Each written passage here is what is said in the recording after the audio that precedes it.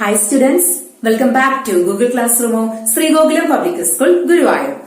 How are you children? Hope you all are fine over there. In the previous class, we have discussed about two important sources of business finance.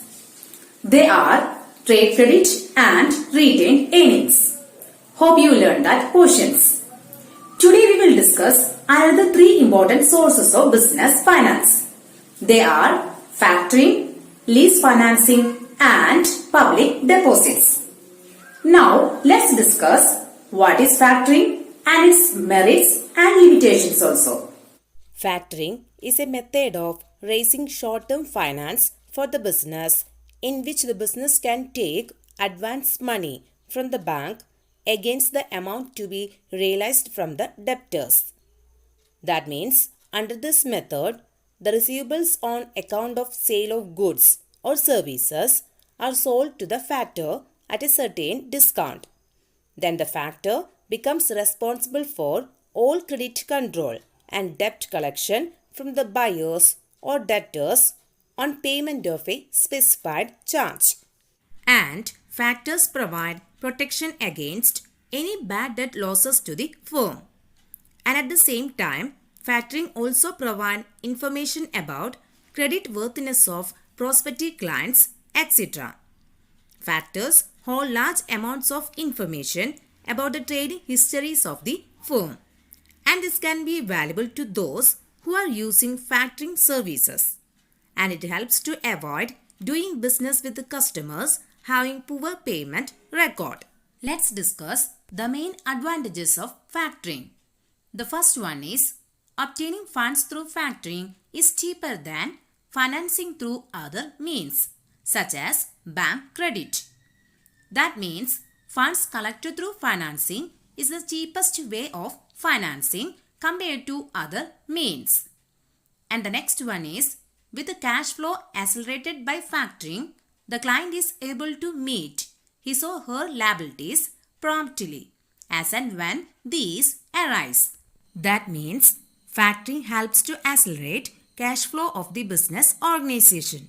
So the client is able to meet his or her liabilities promptly. And the next merit is factoring is flexible and ensures a definite pattern of cash flows from credit sales. It provides security for a debt that a firm might otherwise be unable to obtain. From this, we can understand factors always provide protection against any bad debt losses to the firm. And the next one is factoring does not create any charge on assets of the firm while providing funds. And the next merit is the client can concentrate on other functional areas of the business as the responsibility of the credit control is shouldered by the factor. So these are the main merits of factoring. Then let's discuss the main limitations of factoring. The first one is this source is expensive when the invoices are numerous and smaller in amount. And the next limitation is the advance finance provided by the factor firm is generally available at a higher interest cost than the usual rate of interest. From this we can understand the cost of factoring is very high compared to other business finance. And the last limitation is the factor is a third party to the customer who may not feel comfortable while dealing with it.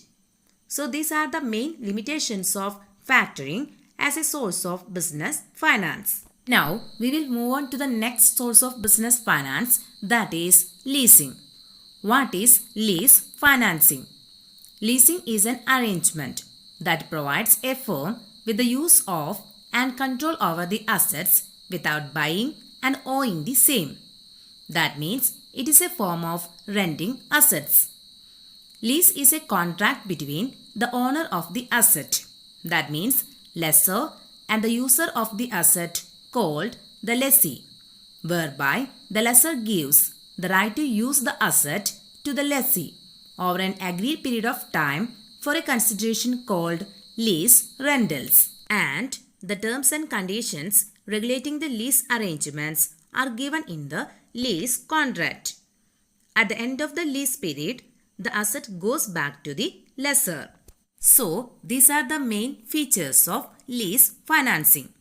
Then, let's discuss the main merits of lease financing.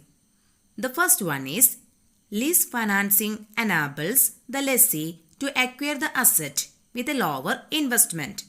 That means, while leasing an asset, the ownership of the asset still lies with the lessor, whereas the lessee just pays the rental expense. And the next merit is simple documentation makes it easier to finance asset. That means leasing is the easiest method of financing fixed asset. No mortgage is required. And at the same time, the restrictions involved in long-term borrowings from financial institutions are avoided. And the next merit is lease rentals paid by the lessee are deductible for computing taxable profits. That means lease rentals considered as an expense and therefore get the tax benefits.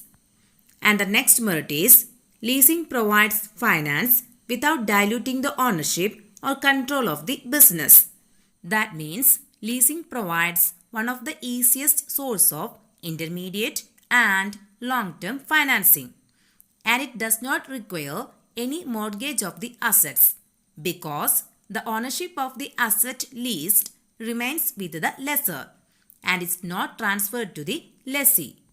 And the next one is the lease agreement does not affect the debt raising capacity of an enterprise because it is considered to be a hidden form of debt which does not appear as a liability in the balance sheet of the lessee. Thus, it does not affect the debt equity ratio of the firm. And the last merit is the risk of obsolescence is borne by the lessor.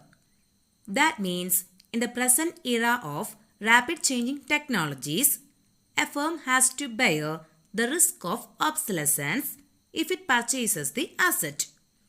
Here, the firm, that means lessee, can easily shift this risk upon the lessor by acquiring the use of the asset on lease rather than buying the same.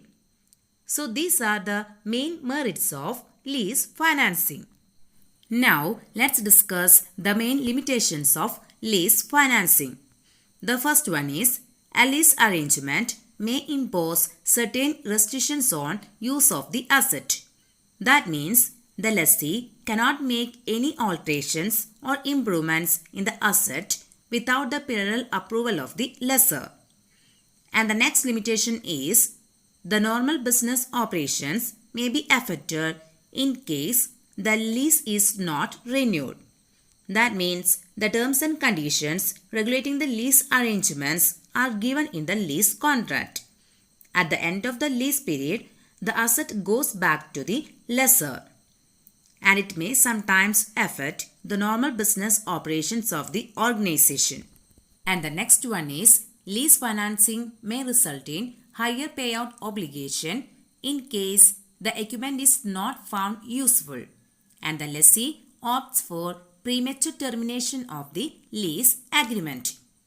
And the last important limitation is the lessee never becomes the owner of the asset.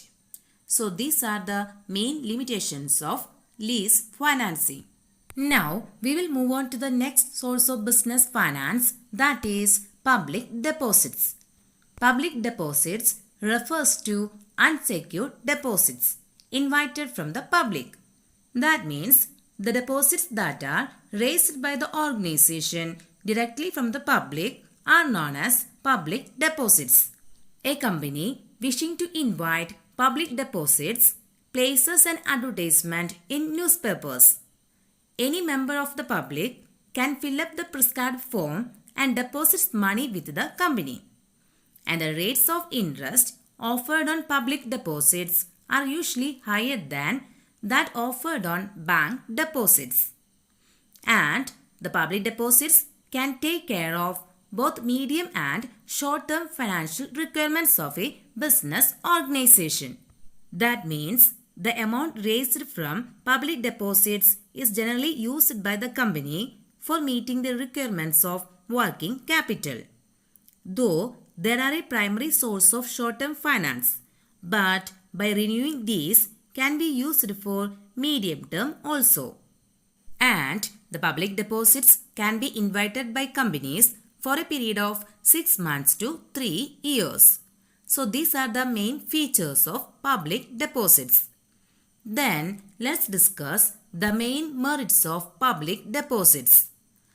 The first one is the procedure of obtaining public deposits is simple because the company has to advertise its scheme of public deposit and distribute the deposit application forms either directly or through brokers and other intermediaries and collect funds along with the applications.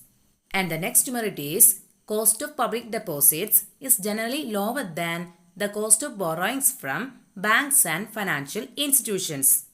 That means in public deposits, flotation cost, that is the cost involved in raising funds through public deposits, is lower than other sources. And the next one is public deposits do not usually create any charge on the assets of the company. Since public deposits are unsecured, the company is not required to create any charge on its assets in favor of depositors. And the last merit is, as the depositors do not have voting rights, the control of the company is not diluted. That means the depositors do not have any right in management practices of the company. Therefore, the management practices are not affected by the depositors. So, these are the main merits of public deposits. Then, let's discuss the main limitations of public deposits. The first one is, new companies generally find it difficult to raise funds through public deposits because new companies do not have sufficient track records of profit. Depositors hesitate in depositing their funds in such companies in spite of getting higher interest. And the next limitation is public deposit is an unreliable source of finance as the public may not respond when the company needs money. From this we can understand there is uncertainty in public deposits as the company may not be sure that the required amount will be available from the depositors. And the next limitation is collection of public deposits may prove difficult, particularly when the size of deposits required is large. So these are the main limitations of public deposits. So students, I hope all of you understood the concept clearly. And please note that the notes of the lesson and test paper are also attached along with the class. Make use of these available materials. Study well and attend the test paper without fail. That's all for today. Thank you.